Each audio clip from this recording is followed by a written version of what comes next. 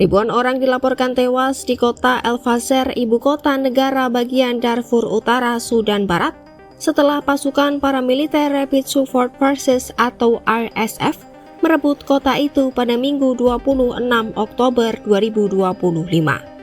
Kota El Fasher sendiri merupakan benteng terakhir pasukan militer pemerintah Sudan atau Sudanese Armed Forces atau SAF di wilayah Darfur. Jatuhnya El Fasher menjadi kemenangan besar bagi RSF, sekaligus menandai babak baru perang saudara di Sudan yang telah berlangsung 2,5 tahun.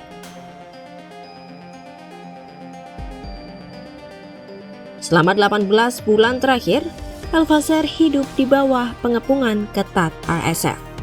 Pasukan makanan, air, dan obat-obatan diblokir sepenuhnya.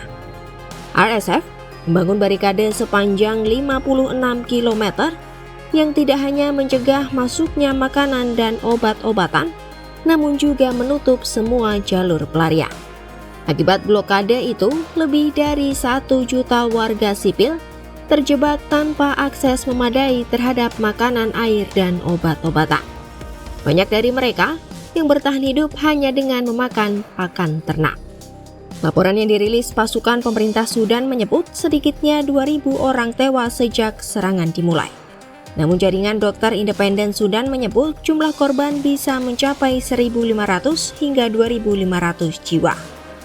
Kelompok medis dan hak asasi manusia Sudan, termasuk jaringan dokter Sudan, juga melaporkan bahwa RSF melakukan pembunuhan massal dan menahan warga sipil hingga menyerang rumah sakit.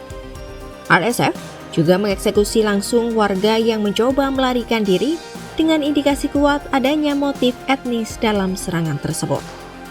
Analisis dari Humanitarian Research Lab atau HRL dari Universitas Yale juga mengonfirmasi laporan adanya pembunuhan massal melalui citra satelit dan data penginderaan jauh.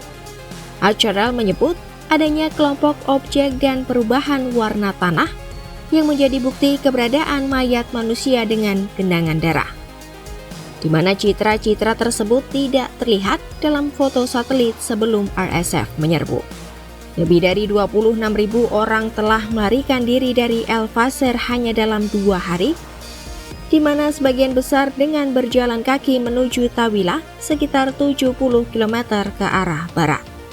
Sedangkan sekitar 177.000 warga sipil masih terjebak di dalam El Fasher. Sementara itu, kekerasan juga dilaporkan terjadi di kota Bara, negara bagian Kordofan Utara yang pada 25 Oktober lalu diumumkan telah direbut RSF. Di sana, RSF dilaporkan menyerang warga sipil dan pekerja kemanusiaan. Federasi Internasional Palang Merah dan Bulan Sabit Merah mengonfirmasi 5 relawan mereka tewas dan 3 lainnya hilang. Untuk diketahui, kota Bara hanya berjarak 59 km dari El Obeid, wilayah strategis yang menjadi jalur penghubung antara Darfur dan ibu kota Khartoum. El Obeid adalah ibu kota kaya minyak di negara bagian Kordofan Utara, wilayah yang berbatasan dengan Darfur. Saat ini, kota tersebut memang dikuasai SAF, namun RSF sedang berusaha mengepungnya.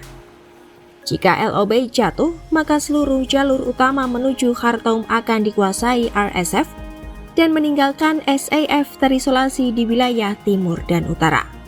Kini, setelah El Fasher tumbang, RSF secara de facto menguasai hampir seluruh Darfur dan mulai membentuk pemerintahan tandingan di wilayah barat Sudan.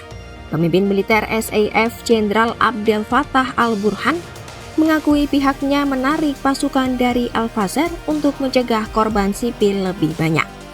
Namun ia menegaskan pasukannya akan membalas kekalahan tersebut.